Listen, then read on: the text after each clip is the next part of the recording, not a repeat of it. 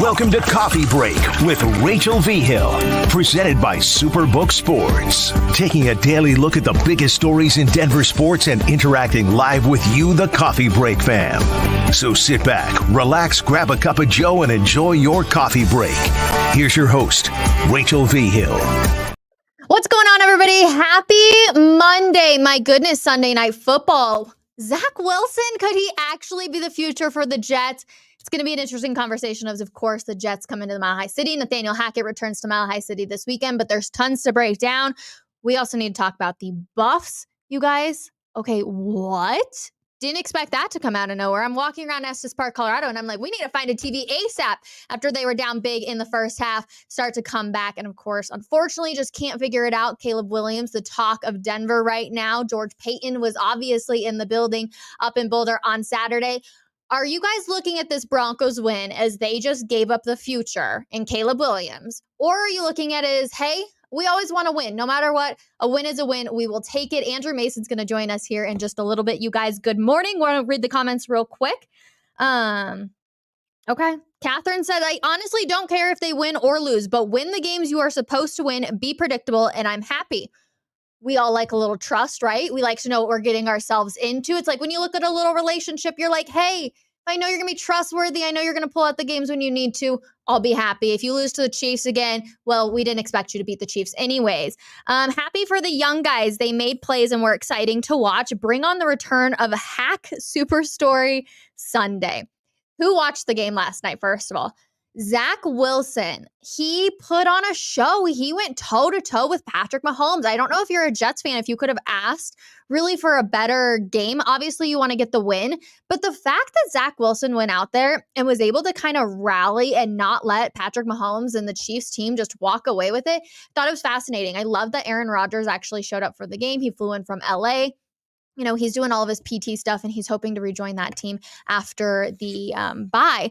But I feel for Jets fans. I can't imagine. I think they're kind of going through a little bit of what Bronco fans went through last year, is we were all in the hype train of Russell Wilson, and then it just didn't work out that way at all. And so now you're looking at like this backup plan, and you're like, Zach Wilson is no Aaron Rodgers. That's no surprise, but definitely is interesting.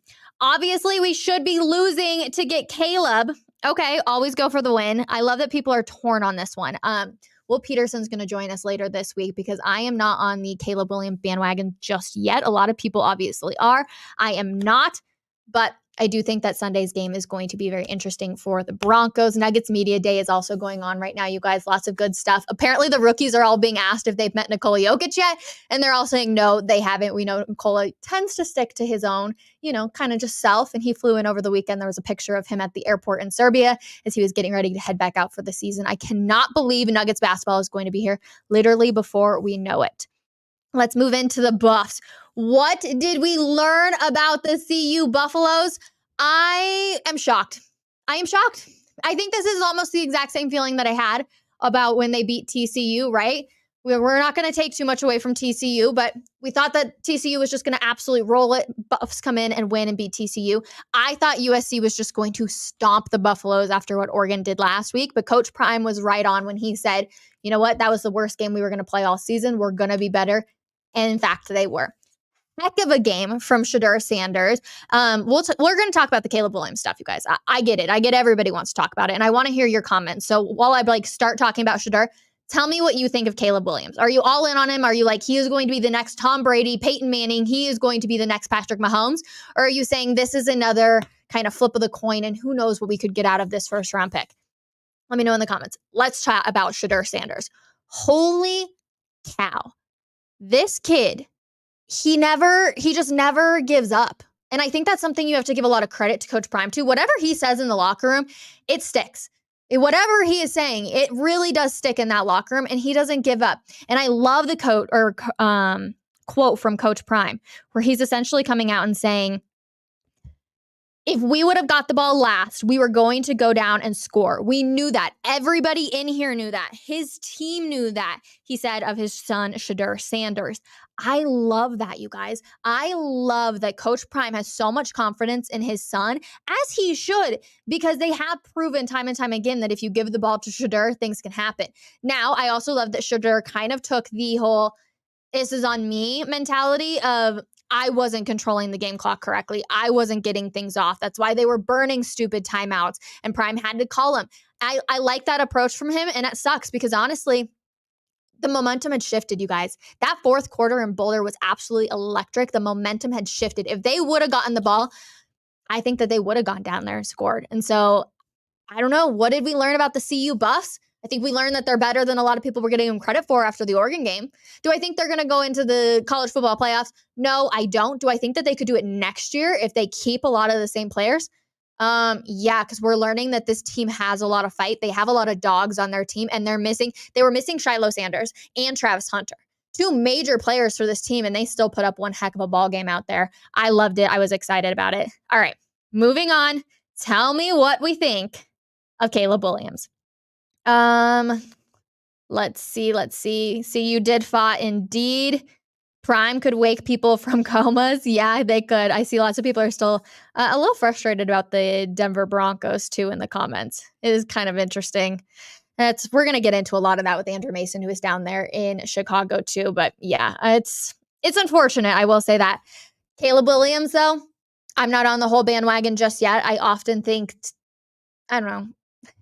He had 4 touchdowns in the first half against CU, finished with 6 of them. He was controlling the offense. He just kind of had it together. Like, you can tell he's going to be a really good quarterback in the NFL. Don't get me wrong.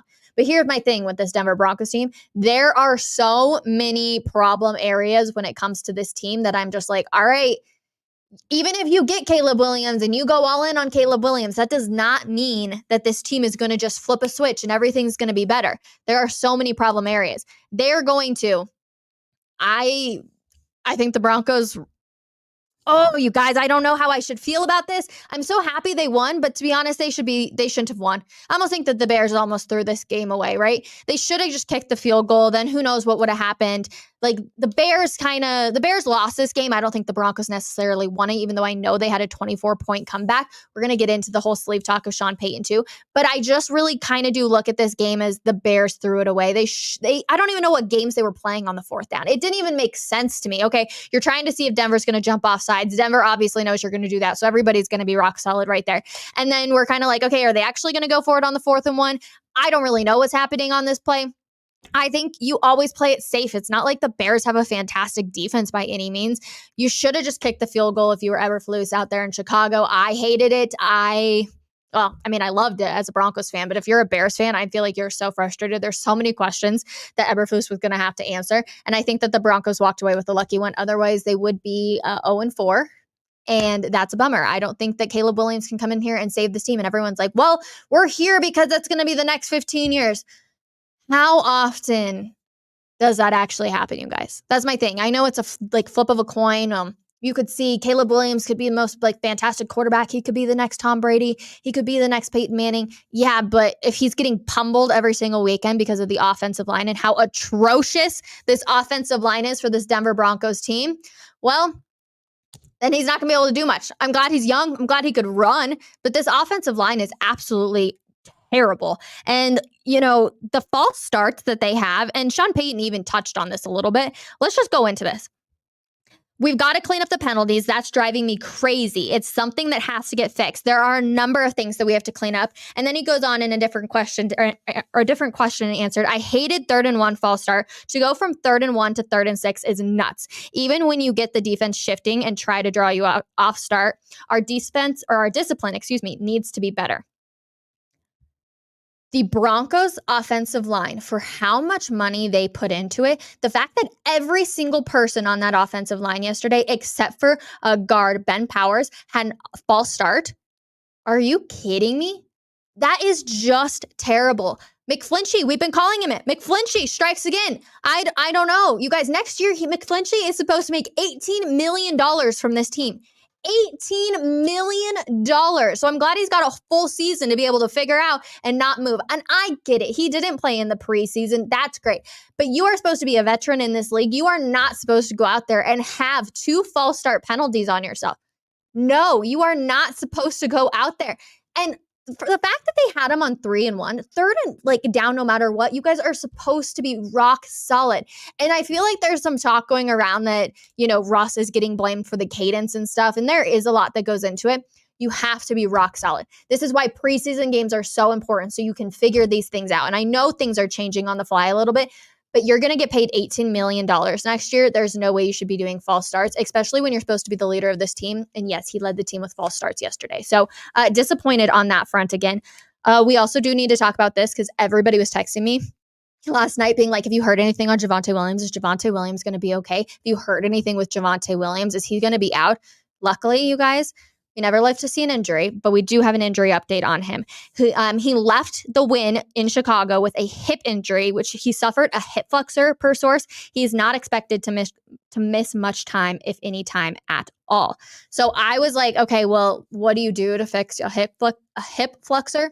Essentially, it's a lot of stretching. Your hip kind of tightens up. It's a strain on your muscle, which is in the front of your hips. So that's good news for the Denver Broncos. But I'm not going to lie. Javonte Williams, we love him dearly. Javonte has been so good to this Denver Broncos team. We love the fact that he carries so many people. We love that he's on angry runs all the time and he's bouncing back from this injury. But Jaleel McLaughlin can very easily come in and take over this number one spot. I'm just going to be the one to say it. Dude is lightning. You got thunder and Pirine, and you got it in Javonte Williams, but you got lightning out there who is making moves left and right and is really starting to carry this team on his back. I think that this could be actually something that we see very, very quickly. We'll move on to our player of the game because I do see Andrew Mason is here hanging out with us. Nick Bonito was our player of the game. I love the fact that Nick Bonito is really starting to shine. I think he's been fantastic. He met his career high for so much in yesterday's game alone. 4 tackles, 2.5 sacks, 1 forced fumble, and of course the Broncos win as we will bring in Andrew Mason. Good morning, Mason. How are you? I'm all right, Rachel. How are you? Good. When did you get back from Chicago? Well, I took time to have a little dinner last night. I made it back about 1 in the morning because I had a nice dinner, and then it's about a 2.5 hour drive, and I stopped a couple of times. Oh wow, my mic stand is working as well as the Broncos defense did for 3 quarters yesterday. Okay, but we have to look at the bright spot. Nick Bonito, Yes. He really did shine yesterday, Mace, and I feel like it's been one of those things where we've kind of been waiting for somebody to pop out, and Nick Bonito did that. And so I want to highlight that before we feel like we get into the Randy Gregory drama. Yeah, the thing about Nick Bonito is that he's always struggled at setting the edge against the run. Partially because at Oklahoma he wasn't asked to do that all that often. It's not something that was a tool in his drawer when he first came to the Broncos. But the one thing you can say about Bonito is if he makes mistakes, he's making them at full speed. And that full speed as a pass rusher is really impressive. And I thought going against Justin Fields as a pass rusher, I thought he showed a lot of discipline in not letting him get outside and break contain. Both he and Jonathan Cooper did a nice job of that. Sean Payton said this morning both of them got game balls, along with the aforementioned Jaleel McLaughlin on the offensive side and Will Lutz on special teams. But yeah, I think it was good for the Broncos to kind of shake things up, even though we did see plenty of Randy Gregory just shake up how guys were in the rotation. And I was telling a couple of people this after the game yesterday. I think in terms of a pair of skill sets that mesh together, I think the Broncos may have stumbled into something with Jonathan Cooper and Nick Bonito as an edge combination. Each of them has a different set of strengths, and I feel like they complement each other really well. And that's something to watch as Baron Browning prepares to come off the PUP list here as soon as this week, perhaps. But what will Browning's role be? And you wonder if Browning comes back, if Frank Clark works his way back in the next 10 days or so, he wants to be back no later than the Kansas City game. What does the role become for Randy Gregory? Because Gregory wasn't doing a whole lot, certainly relative to expectations, over the first 3 games of the season. 100%. The drama that's going on with Randy Gregory is, first of all, everybody was like, well, he didn't start. And on the first series for the Broncos, he's standing on the sideline, no helmet anywhere in sight. So we know he's not close to going in at all. And lots of people are like, well, what's going on with Randy Gregory? Is there drama with Sean Payton, or is this kind of the game plan where Sean Payton's like, you know what, we're just going to throw everything out there in different ways? Well, I think on that possession specifically, it's almost like they decided they're going to go with Benito and Cooper that entire possession, and then Randy Gregory came in on the next possession. So I think too much is being made of he doesn't have his helmet on the sideline. It's kind of that instant Twitter reaction. But then when he's out there for the next series, okay, yeah, I think that was much ado about nothing, to be honest. All right. Any more update about Javonte Williams? Sean Payton spoke to the media this morning via Zoom call. Did he say anything? No, that's just his way. It was asked. Nothing was said. Although it was weird at training camp how he said he wouldn't talk about injuries, and a couple of times, it was like turning on the fountain, and then out came a geyser of information about injuries. But not today. No, nothing on Javonte. He'd give him a latte, and you never know what will come out of his mouth over there. I want to get your opinion because I'm frustrated with Mike McFlinchy, as I've been now calling him for forever. He's set to make $18 million next year, Mace, and I feel like as the leader of this offensive line, it kind of got taken from Bulls, went to McGlinchey, and now I'm frustrated because we're seeing mistakes over and over again every single week. Yeah, the false starts are concerning. I mean, he had 2 of them on Sunday. Now, I asked Sean Payton this morning, now that we're a couple weeks on here to trying to make some moves as far as we're going to change what we do pre-snap, we're going to streamline the operation. I asked him sort of how is it going so far and what progress needed to be made. And very quickly, Sean Payton pointed to the false starts. But when he answered about the false starts, he talked about how the cadence needs to be a bit quicker. So that would actually put it more on Russell Wilson when you're talking about the false starts than the offensive line. So I thought that was really interesting. Look, McGlinchey did have 2 false starts, but everybody but Ben Powers yesterday had at least 1 false start. Lloyd Cushenberry, the center, had a false start. So this, I think with McGlinchey, he's in the crosshairs right now because he has that contract paying him $17.5 million a year in average annual value. But this isn't just a McGlinchey problem, which is why I think Sean Payton specifically spoke to the cadence as something that, in terms of getting their pre-snap operation right, still needs some work. So are you telling me that it might not actually just be the individuals on the offensive line who are a bit jumpy, but you do think possibly it's Russell Wilson? And I love that Sean Payton's not afraid to call out Russell Wilson because obviously as a leader of this team and somebody who's making quite a bit of money, you kind of got to call him out if things are going wrong. But we know that this offense is changing left and right. It seems like every single week, Mace. Yeah, and he didn't mention Wilson by name, but he did say QB cadence. So, I mean, you can put 2 and 2 together. Right. Look, there are no sacred cows on this offense. There are no sacred cows on this team. And I think that's a healthy thing. If it felt like last year there was some let's not step on Russ's toes. Let's give him everything he wants. Let's let Team Russ and his social media people and his personal coach around the building, inside the ropes and all that. It's not the case anymore. But that being said, he spoke to the cadence, but Payton also talked about the things that Russell Wilson's doing well, and actually he made an allusion to something that he felt was a common thread between Wilson and Drew Brees, and that is their confidence in the huddle and the ability to kind of stay positive when things are breaking down, and get everybody encouraged in the huddle. That was something that Mike McGlinchey talked about yesterday. Said when they were down 28-14, that hey, look around. I mean, these guys, they know we're gonna, the Bears, they know we're gonna win this game, and.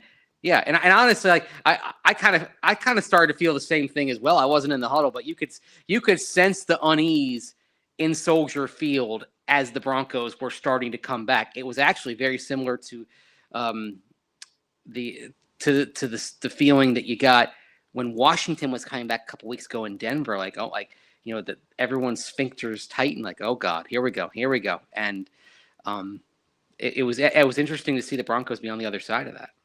This week, it felt like the Bears were going to bear, right? I've been joking and I've been like, oh, the Broncos are going to Broncos. That's what we saw in week 1 and week 2. And then week 3 was just a disaster overall. But it was like, okay, the Broncos kind of got lucky because they were playing the Bears. If they had been playing any other teammates, we'd be talking about an 0-4 team right now. And so my question today for the show was, does the Broncos win change how you feel about this team? And for me, it's no. I don't know if this Broncos team is going to be able to go out there and beat another team. And Sean Payton even alluded to the fact that, no disrespect to Chicago, but like they have to be better if they want to win any more games. Yeah. I mean, I feel better about this team not being abject, and I think people were starting to think, oh, this is one of the 2 worst teams in football. That's what all the power ratings were saying last week. I think we can say that they're probably not among the 2 worst teams in the NFL. Does this mean they're a good team, a playoff team? No, I'm not anywhere close to that. What I think this team is a team that probably settles somewhere in that 6 to 7 win range, which of course is not where. Yeah, because I mean, I'm taking a look at some of the pieces you're going to get back. You're going to get Greg Dulcich back at some point, and who knows how long he's going to last. But if you throw a dynamic pass catching tight end in with all the positives that we're seeing, especially from Marvin Mims. By the way, they got to play him more than 17 snaps. I mean, please. I'd play Marvin Mims more. I would play Brandon Johnson more. I think everyone is on board with seeing more of Jaleel McLaughlin after yesterday. I mean, I feel like, I feel like I've been talking about him since May, but it's actually cool for everyone to Cecil and I have been talking about for months on Orange and Blue Today. Like, we were talking about him back during OTAs and minicamp, even though we were kind of couching in we can't say this, but he's got it. The only question on McLaughlin is, how well is he going to hold up to the punishment at 180, 185 pounds? That's the big thing. So you kind of have to be careful with him, but I think the McLaughlin P. Ryan combination, if you've got to ride that for a while, depending on Javonte Williams' injury, although it doesn't look serious, it's a hip flexor. But I think you work McLaughlin in more to take some of that pressure off of P. Ryan and Javonte Williams. I think there's something there, but in general, I'm kind of in the, all right, let's play the kids, right? Nick Bonito for Randy Gregory. Okay, fine. Bonito had a terrific game. Again, he makes his mistakes at full speed. I think he's more ready to go than Drew Sanders. It was a tough day for Drew Sanders yesterday as well. But if you're committed to, this, I think you play the young guys, hope, and then just hope that they improve over the course of the season. But this isn't a great team, but it's not a bad team. A bad team is Chicago. Chicago clearly doesn't know how to win. Mace, they almost lost. Yeah, to the Bears. They played 40 bad minutes. The Broncos' 20 good minutes outweighed the Bears' 40 bad minutes. But what that tells you is that this team, I think offensively they're going to steal some wins. And between offense and special teams, I think they're going to steal some wins, but not enough to where we're talking about this team being a playoff team. I think this team just settles in that lower mid-tier type of range team. The Bears are a bad team. Carolina looks like it's a bad team right now. I think the Broncos have enough dynamic nature to them, especially on the offensive side. Weird to say that after these last few years, but they have an offense that can move the ball. By the way, the Broncos are averaging 25 points a game. Didn't we talk about 24? Well, they're at 25. The problem is the defense is giving up 37.5 points a game. And that's the thing. And that's another thing about the defense. I feel like I'm blabbing, but there's a lot that I got to get off my chest, Rachel. I'm sorry. I'm here for it. That's why I love having you on Mondays, because I'm like, I feel the exact same way. Okay. So the defense is objectively bad, right? I think I saw that Aaron Schatz, used to be a Football Outsiders, has Broncos defense at the bottom of the barrel in their DVOA rankings. Okay. This defense is objectively, statistically bad. Did they do well in the fourth quarter? Yes. But let's kind of parse out what happened on those drives. There's one good stop. They get off the field quickly and force a punt, right? That's, the De'Aaron Turner-Yell, really nice play on third down. Then you have the strip sack, fumble, Nick Bonito, Jonathan Cooper, scoop and score. That's great, but you can't rely on that happening, right? What you can rely on, what can be consistent, are stops. Consistently getting an opponent to third down and then making those stops. That's something that you can set your watch by if you're doing it well enough and consistently enough. But when you're having to rely on, an outlier play like a scoop and score, and then the next drive, the Bears march into the red zone and then get stopped on fourth down. Nice play on fourth down, but still the Bears had a lot of momentum. And then the final drive when they were down by 3 points, that's Chicago basically shooting itself in the foot, with all respect to the Broncos. That's the Bears kind of melting down there. So Mace, to I have that to point say, right there, though. Yeah. Let me just say, it felt like the Bears lost themselves the game, not that the Broncos won the game, even though I understand it was a 24-point comeback. Sean Payton cutting his sleeves. Clearly, he had some tricks up his sleeve and things were working for him. But it felt like the Bears lost the game and the Broncos didn't come out and win it. Well, when you have a comeback like that from 3 scores or more, it's always both. It's always one team surging, but the other team collapsing. Like, we in baseball history, like go back to 2011, for example. The St. Louis Cardinals, they made up 10 games in the season, or 07 with the Rockies, right? Everyone remembers Rocktober and the surge they had at the end of the season. It doesn't happen if the Mets don't completely collapse down the stretch. True. The New York Mets had to fall apart for Rocktober to happen. So when you have something like that, it's always both involved. Mm-hmm. It's one team surging, the other team collapsing. And really, I mean, you could feel it at Soldier Field as when it got to 28-21 in particular. The whole stadium, it seemed like, felt as if the roof was about to cave in. The crowd got much quieter. You started hearing Broncos fans yell. And I thought also at times, Chicago play calling wise, I thought Luke Getsy, who was a Broncos head coaching candidate, he said it was going to be completely different, and he was right for a while. But then I thought Luke Getsy got what is a common affliction of coaches, TSS, tight sphincter syndrome. Like at the end of the first half, you're up 21-7. You've got the Broncos on the run. What are you doing? Kind of throttling it back. I look back. There are moments where the game was lost even before the 24 unanswered points. At the end of the first half, that's one of them. If I'm up 21-7, the Broncos defense is clearly on its heels, clearly in retreat mode, doesn't know what you're doing.